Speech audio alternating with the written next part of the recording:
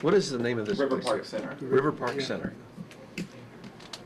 Andy, you can go first, and then we'll Okay. go to Brandon. Brandon, are you asking the question? Sure. This isn't your first book that you've done together. Tell me a little bit about how you guys work together and how it's changed since the beginning. Yeah. This is actually our third book, our third book of fiction. Dan has written a couple of books, nonfiction, on diving. Submerged is one of them. Yeah. Submerged. The other part of your question was, how do we work? Painfully. No, we never sit down and actually write together.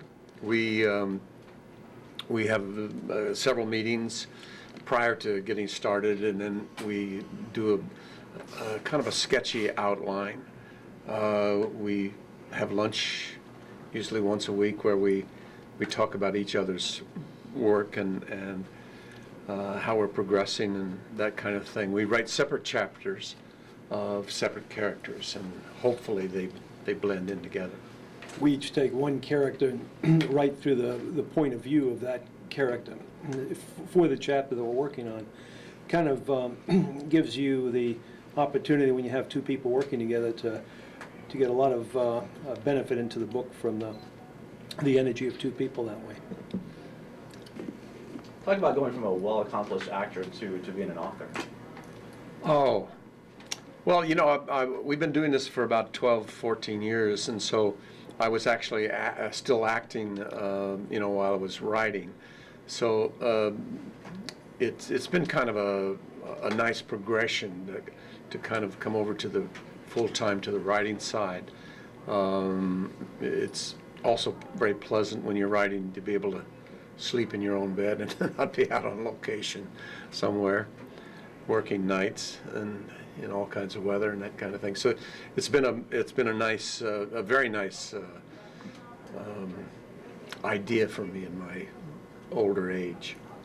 What separates you from other writers? How do you want to move your readers?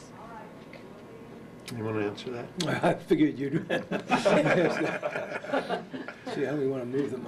I think we want to entertain them first of all, and which is pretty important. You know, I think if you go into the writing stories with some great vision of educating, or it's not giving the real tribute you should to the reader. It's you know I think we're stepping into we move into the book to entertain them with a story, and at the same time to try to bring in some visions of how we see the world from our perspective. And a civil war is of course a time when it's hard to miss in terms of intense, a lot of energy, and an important time in American history.